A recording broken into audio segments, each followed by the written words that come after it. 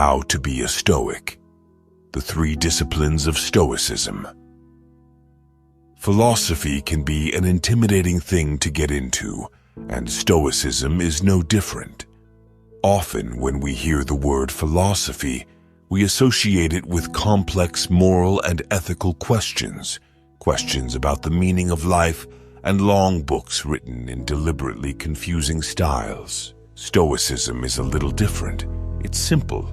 Not only is it simple, but it can be easily applied to everyday life to help us live more happily and become more resilient to things that threaten our peace of mind. If you're interested in becoming a practicing Stoic, there are 3 core skills outlined by the Stoic philosopher Epictetus that you'll have to learn to lay a solid foundation for the rest of the practice. These are the discipline of desire, learning to accept fate; the discipline of assent, learning to be mindful of our judgments; the discipline of action, learning to act well with regards to others and mankind as a whole; the discipline of assent. The discipline of assent is our ability to act rationally and wisely, to see things clearly as they are, rather than how we want them to be or clouded by our judgments, preconceptions, prejudices, and biases. This discipline also involves an awareness of how we judge the things around us. Our judgments will define how we respond, think, act, and feel emotionally. Therefore, if our judgments are negative, we are more likely to react destructively and harbor negative emotions. This self-awareness can help us catch our emotions in the act, and in doing so, avoid the snap judgments or impulsive actions that the Stoics look to avoid. This awareness is essentially the practice of mindfulness, acting as an observer of your mind in the present moment. Epictetus once said, "Men are disturbed not by things, but by the views which they take of things." Thus, death is nothing terrible, else it would have appeared so to Socrates. But the terror consists in our notion of death, that it is terrible. When, therefore, we are hindered or disturbed or grieved, let us never impute it to others, but to ourselves, that is, to our own views. This teaching highlights the fact that we can decide how we look at the world. When we change the way we look at things, the things we look at change. Examples of this can be seen in daily life. This traffic is a nightmare. My terrible boss has asked me to work late. Some idiot almost crashed into me. We add value judgments to things all the time without knowing it, and without knowing it, these judgments seep into how we think, feel, and behave. If you're new to all this, there's a high chance you do this a lot. In reality, to a Stoic, these things simply are. No more, no less. They just are. It's the individual that adds the judgment. Slowly, day by day, through practicing this habit of awareness, we can slowly remove these value judgments from our experiences and, as a result, improve the way we think, feel, and act toward what happens around us. The discipline of desire.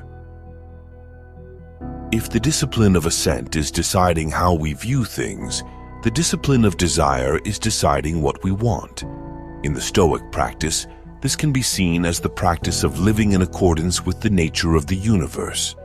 This means not wanting anything to happen that conflicts with nature's laws.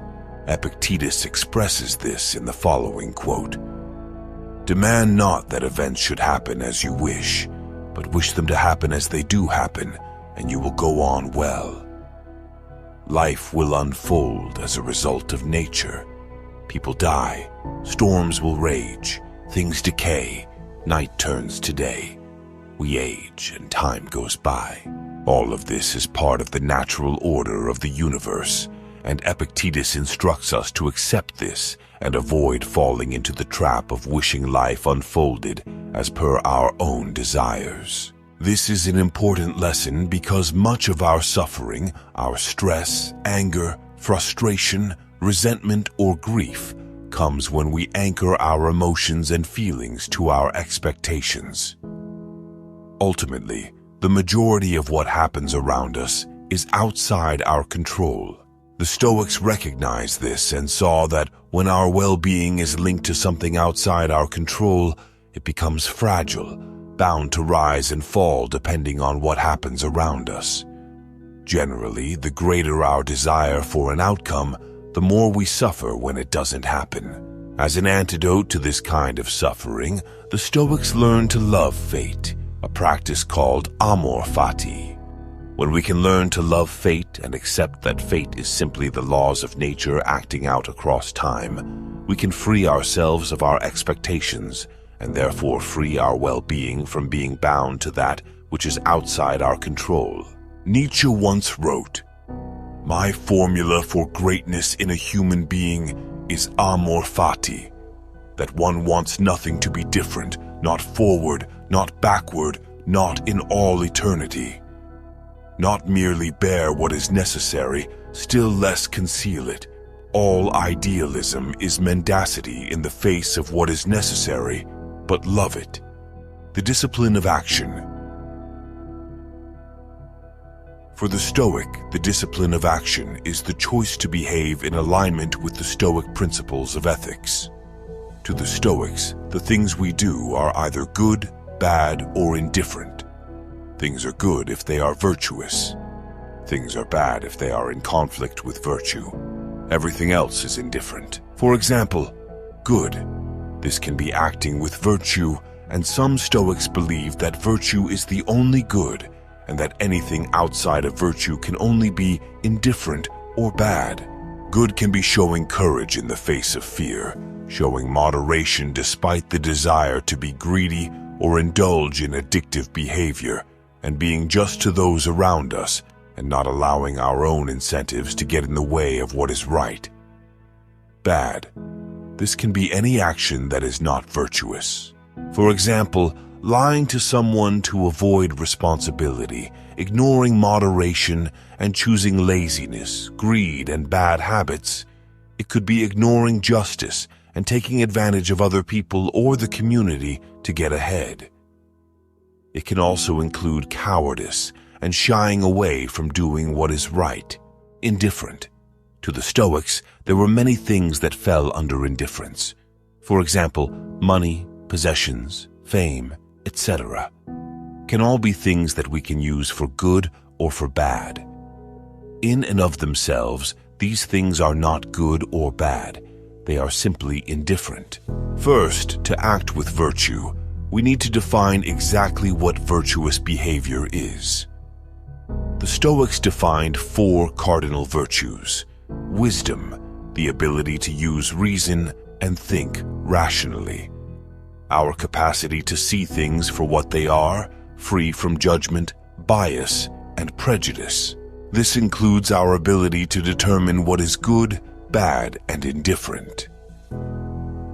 The chief task in life is simply this: to identify and separate matters so that I can say clearly to myself which are externals not under my control and which have to do with the choices I actually control.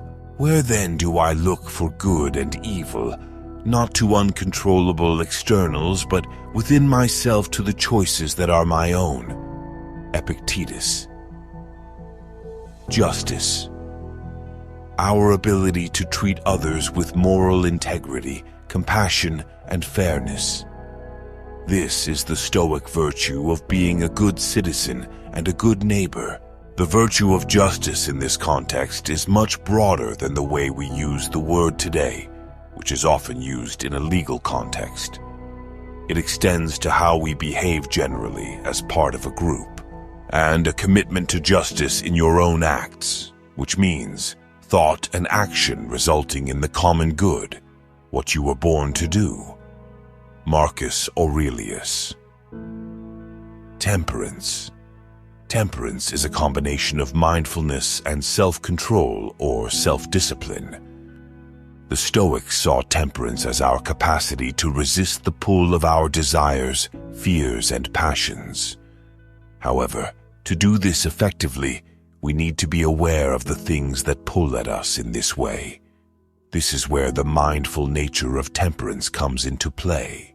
Since habit is such a powerful influence, and we're used to pursuing our impulses to gain and avoid outside our own choice, we should set a contrary habit against that, and where appearances are really slippery, use the counterforce of our training.